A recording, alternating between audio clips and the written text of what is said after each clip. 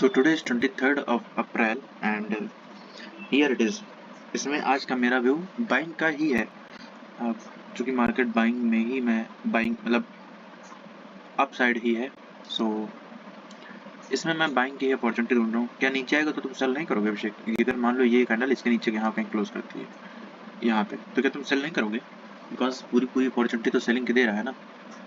फिर मैं सेल नहीं करूँगा। सेल करने के लिए मैं 15 मिनट पे जाऊँगा, 15 मिनट कन्फर्मेशन लूँगा। अगर 15 मिनट पे इसके नीचे क्लोजिंग देता है एंड इनसाइड बार बनाता है तो उसके बाद फिर अगर नीचे जाता है तो फिर मैं इसको ट्रेड करूँगा सेलिंग के लिए। बाइंग के लिए अगर इसके ऊपर एक कैंडल ग्रीन बना देता है मैं इसको बाई करूँगा इसके नीचे के स्टॉप लॉस के हिसाब से। Let's see how it goes.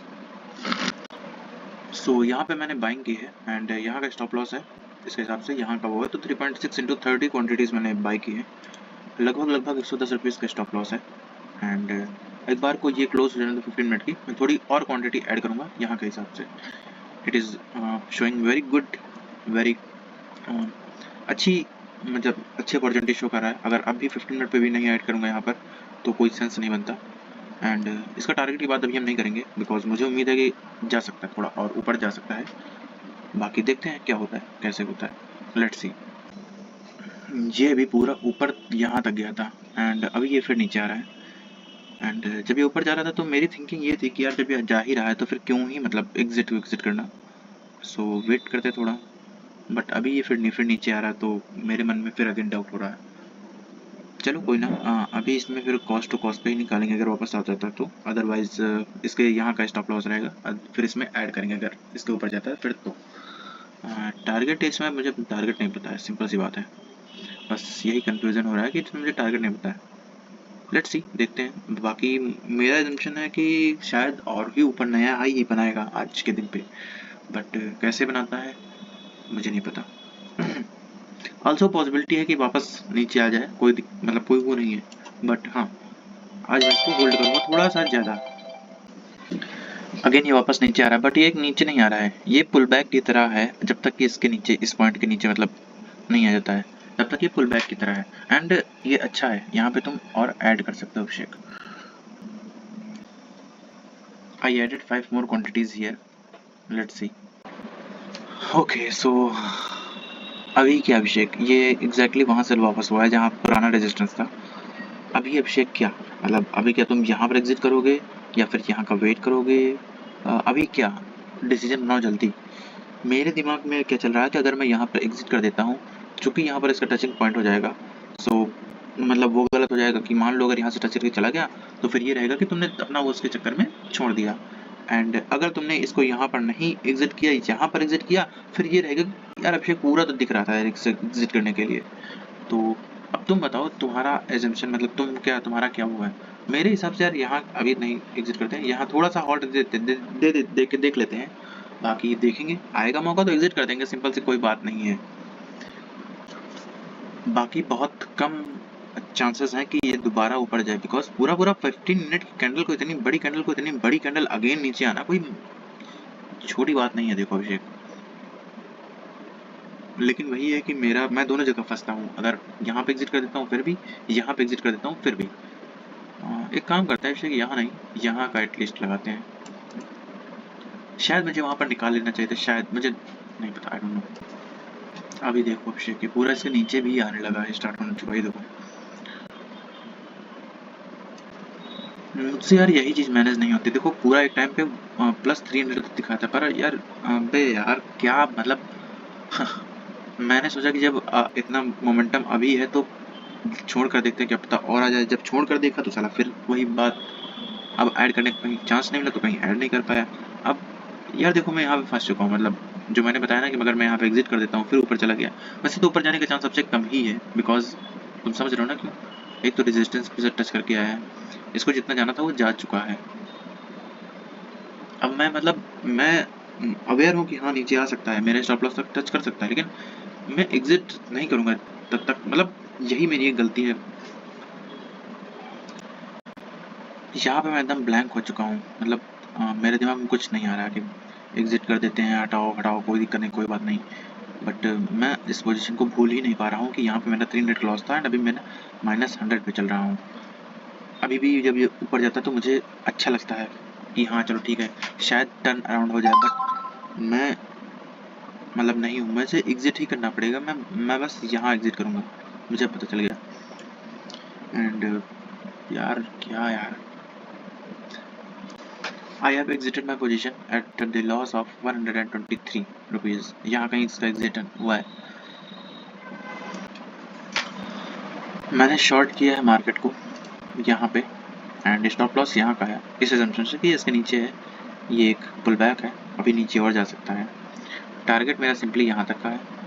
And फिलहाल तो मैं एकदम लो फील कर रहा हूँ, बिकॉज मुझे इस ट्रेड जो मैंने दोबारा लिया है, ये मैंने सिर्फ शायद नहीं, रिवेंज में ही लिया है। हाँ मुझे मतलब कंफर्मेशन, मुझे पता नहीं क्या यार, मुझे पूरा टोटली मैं ब्लैंक हूँ। एंड ये प्योरली रिवेंज ट्रेडिंग है, मैंने ले लिया है बस। अगर हाँ 15 मिनट कैंडल इसके नीचे क्लोज करती है तो मैं इसमें 100 रुपीज़ के हिसाब से और ऐड करूँगा, थोड़ा सा एग्रेसिवली जाऊँगा। मैं ऑफिस जा रहा हूँ, सिंपल सा मेरा वो है कि यहाँ पर आएगा तो इसे एग्जिट कर देंगे, इसके नीचे अगर 15 मिनट में क्लोज करेगा तो मैं और 100 रुपीज़ के स्टॉप लॉस के हिसाब से क्वांटिटी ऐड करूँगा। टारगेट मेरा सिंपली यहाँ तक रहेगा, दैट्स इट। कुछ इस प्रकार का डे था आज का। एंड मैं एक बार रिपीट कर देता हूँ कि मैंने ऑफिस में क्या किया। देखो जैसा कि सिंपल जो था, ठीक, मैंने यहाँ पहले तो यूरो ट्रेड मैंने एक्सप्लेन किया ही है, ठीक। सेलिंग में मैंने यहाँ पे एक पोजीशन सेल की ले ली थी, फिर मैंने थोड़ी और क्वांटिटी ऐड की थी, एंड मेरा सिंपली मेरा टारगेट जो है वो यहाँ का लग चुका था कि हाँ लोवेस्ट पॉइंट तक लग जाएगा, ठीक है। सो यहाँ पर जब मार्केट आया था तो प्लस 100 एंड समथिंग अराउंड 108 का प्रॉफिट हो चुका था, तो मैंने इसे बुक कर दिया, ठीक है। उसके बाद देखो क्या हुआ, मैं ऑफिस में बैठा था, यहाँ इस वाली सिचुएशन को मैं एनालाइज करके बताता हूँ कैसा क्या क्या मतलब हुआ।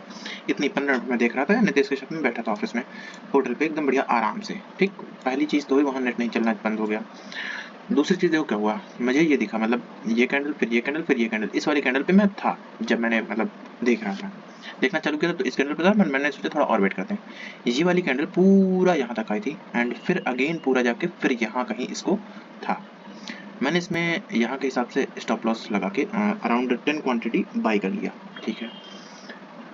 20 अराउंड 10 क्वांटिटी या फिर 20 क्वांटिटी थी, एक मिनट में देख के सो यहाँ पे मैंने 20 क्वांटिटीज बाई कर लिया। बहुत छोटा स्टॉप लॉस था, अराउंड 40-50 रुपीज़ का एसएल था, ठीक है। फिर ये कैंडल थोड़ा नीचे होके बनी, ये यहाँ पे पता नहीं मैं मतलब कहाँ पर था एक्चुअली। हाँ इस टाइम पे मैं बाबूजी के यहाँ था अपने, मतलब देखो इस पूरे प्रोसेस में तुमको एक चीज़ पता चलेगी कि तुम कहीं एक जगह नहीं थे, तुम अपने दोस्तों के साथ फुल्ली इन्वॉल्व थे, तुम वहाँ पे मौज मस्ती करने गए।